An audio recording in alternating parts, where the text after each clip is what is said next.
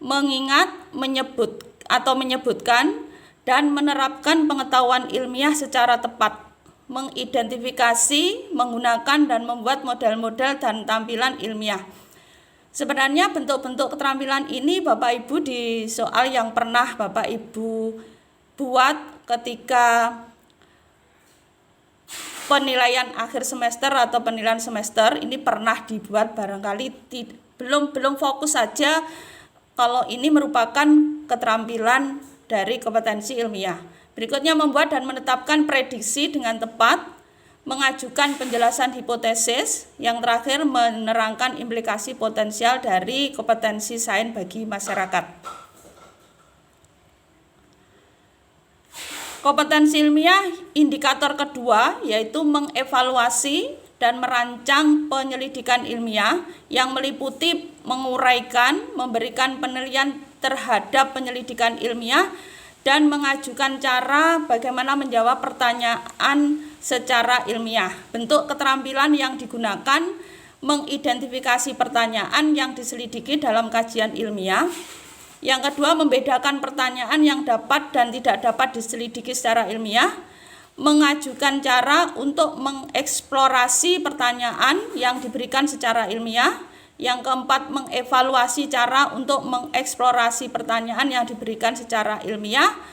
Dan yang terakhir, menguraikan dan mengevaluasi bagaimana ilmuwan meyakini reliabilitas data serta objektivitas dan kemungkinan generalisasi dari suatu penjelasan. Indikator yang ketiga dari kompetensi ilmiah yang digunakan adalah menginterpretasikan data dan bukti secara ilmiah yang meliputi menganalisis, mengevaluasi suatu data, klaim, dan argumen atau representasi dan membuat kesimpulan ilmiah yang tepat. Bentuk keterampilan yang digunakan mengubah data dari satu bentuk presentasi ke bentuk lainnya. Yang kedua, menganalisis dan menginterpretasikan data dan memberikan kesimpulan yang tepat. Ketiga, membedakan antara argumen berbasis bukti ilmiah dan yang berbasis pertimbangan-pertimbangan lainnya. Yang terakhir, mengevaluasi argumen dan bukti-bukti ilmiah dari berbagai sumber, misalnya koran, internet, jurnal ilmiah dan lain sebagainya. Bapak Ibu guru, kompetensi ilmiah ini yang digunakan sebagai dasar ketika Bapak Ibu guru menyusun soal pilihan ganda yang berbasis kompetensi ilmiah. Dalam kegiatan diklat ini peserta disodorkan 20 butir soal yang dimana masing-masing soal itu memberikan kategori-kategori tertentu yang berkaitan dengan 3 indikator kompetensi ilmiah. Berikutnya, ini salah satu contoh yang saya ambil dari 20 soal itu. Alkohol pada suhu normal dipindahkan dari mangkok ke tabung, yang terjadi terhadap alkohol bentuknya. Nah, siswa ini dalam soal seperti ini dikaitkan dengan indikator dan keterampilan yang digunakan, maka lebih cocok membuat dan menetapkan prediksi yang tepat. Jadi Bapak Ibu guru semua yang sudah memiliki soal-soal yang pernah dibuat, apakah ini termasuk kompetensi ilmiah dan bentuk-bentuk keterampilan yang digunakan sesuai apa tidak, bisa dicocokkan dengan 3 indikator dan keterampilan-keterampilan tersebut. Berikutnya saya mengambil juga salah satu dari indikator yang kedua, yaitu mengevaluasi dan merancang penyelidikan. Contoh soalnya, ciri-ciri pembuluh darah dari jantung ke paru-paru. Dari sini siswa itu nanti mengeksplorasi pertanyaan yang diberikan secara ilmiah dari soal seperti ini. Oleh karenanya Bapak Ibu, tentu saja dalam pembelajaran kita juga harus terkait dengan kegiatan-kegiatan ilmiah supaya antara soal dan indikator yang digunakan kemudian pengalaman siswa belajar, itu bisa diterapkan untuk menjawab soal. Kompetensi yang ketiga, indikatornya menginterpretasikan data dan bukti. Salah satu soal, perhatikan pernyataan berikut ini. Matahari terbit di timur dan terbenam di barat. Jari-jari bumi di khatulistiwa lebih kecil dari jari-jari ke arah kutub. Lama waktu siang dan malam di khatulistiwa berbeda. Tempat di wilayah timur dan barat memiliki perbedaan waktu. Pernyataan di atas yang merupakan akibat rotasi bumi adalah artinya siswa dituntut untuk bisa membedakan beberapa argumen yang ada di dalam soal. Berikutnya, kaidah umum penulisan soal pilihan ganda. Kaidah umum ini bagi Bapak Ibu sudah tidak asing lagi. Saya sedikit mengulang saja sebenarnya ini, tetapi barangkali Bapak Ibu perlu nanti penjelasan berikutnya. Monggo kita sama-sama belajar. Yang pertama, kaidah umumnya adalah rumusan pokok soal dan jawaban itu merupakan pernyataan yang diperlukan. Bapak Ibu, ini ada kalimat yang saya beri tanda hijau. Artinya ini tidak perlu ditampilkan, maka soal ini akan menjadi rumusannya menjadi lebih sesuai dengan yang diperlukan atau sesuai dengan kaidah penulisan soal. Termasuk pilihan jawaban yang saya beri tanda hijau ini juga merupakan hal yang tidak diperlukan di dalam soal tersebut. Berikutnya, pokok soal jangan mengandung pernyataan yang negatif ganda. Di sini ada bukan, kemudian di sini kecuali. Saya pikir ini Bapak Ibu sudah paham.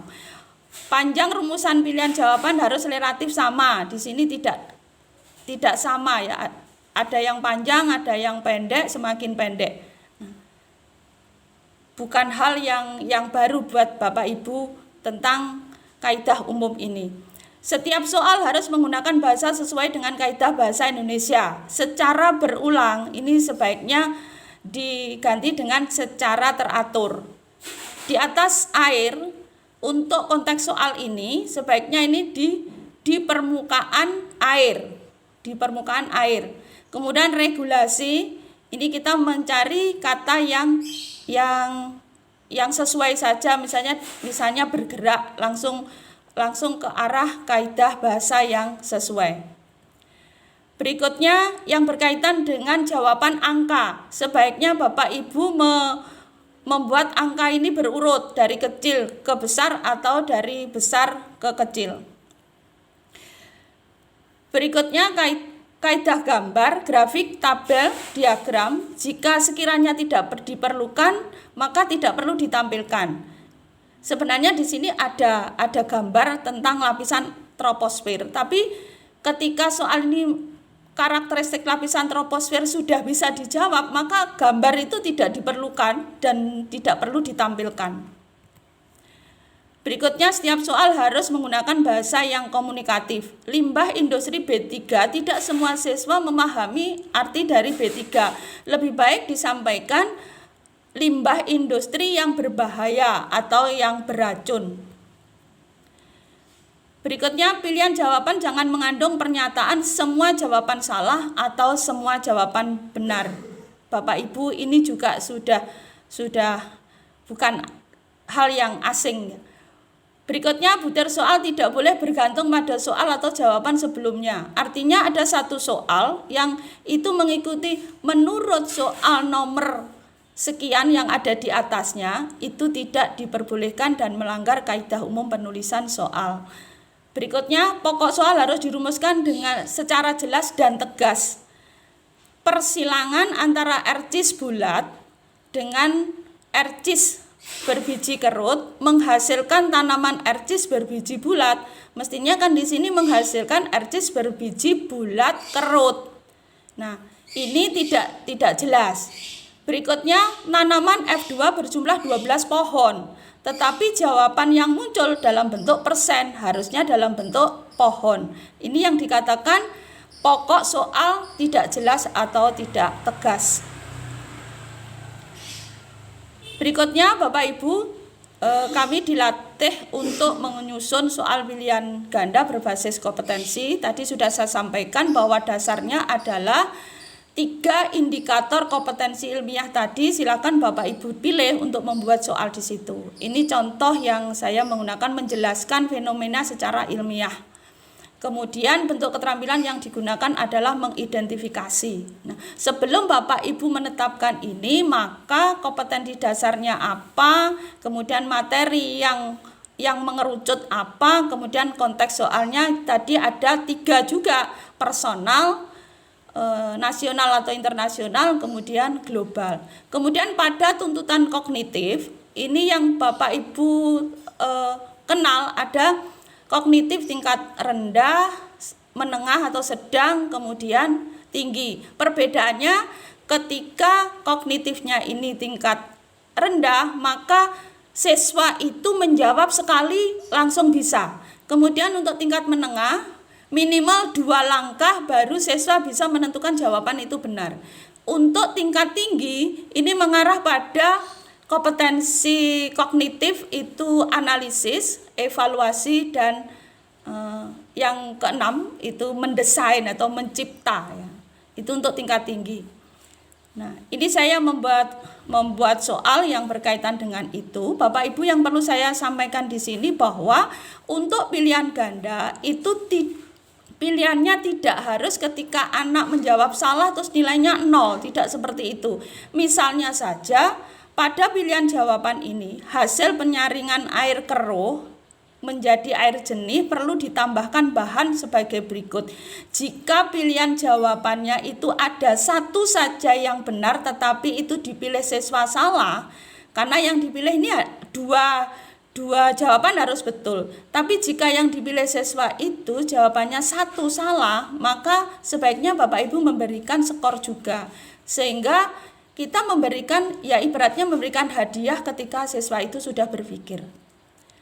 Jadi penyusunan soal ini harus lengkap. Ada kompetensi, materi, konteksnya apa, indikator kompetensi ilmiah yang dipilih apa, tuntutan kognitifnya seperti apa, kemudian soal, dan berikutnya itu ada skor penilaiannya.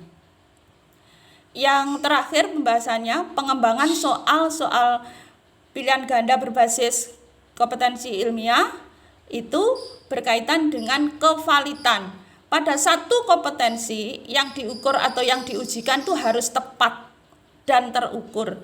Yang kedua, reliable, artinya hasilnya harus konsisten apabila diuji cobakan atau sudah ditampilkan. Kemudian yang ketiga, adil bagi siswa tentunya. Tidak merugikan siswa yang berkaitan dengan istilah-istilah yang tidak umum. Seperti tadi ada B3, itu bagi siswa kan tidak umum. Kemudian soalnya rumit dengan kognitif tinggi itu berbeda. Kemudian soalnya tidak jelas atau rawan salah penafsiran, tidak sesuai dengan proses berpikir siswa, menyinggung sara, dan keluar dari topik pembelajaran. Ini yang mengakibatkan soal itu bagi siswa menjadi tidak adil. Yang keempat adalah transparan. Jelas apa yang diujikan dan ditugaskan, termasuk dengan kriteria penskoran. Kemudian yang terakhir adalah autentik, karya asli, dan sesuai dengan kenyataan di lingkungan siswa. Referensi yang saya gunakan materi diklat di Damba P4TK IPA Angkatan 12 dan literasi sains menurut PISA yang saya ambil di Google. Dan terima kasih atas perhatian dan atas bergabungnya Bapak Ibu sekalian untuk mendukung tugas kami mengikuti diklat di P4TK IPA. Terima kasih. Assalamualaikum warahmatullahi wabarakatuh. Waalaikumsalam warahmatullahi wabarakatuh. Sudah menyampaikan materinya tentang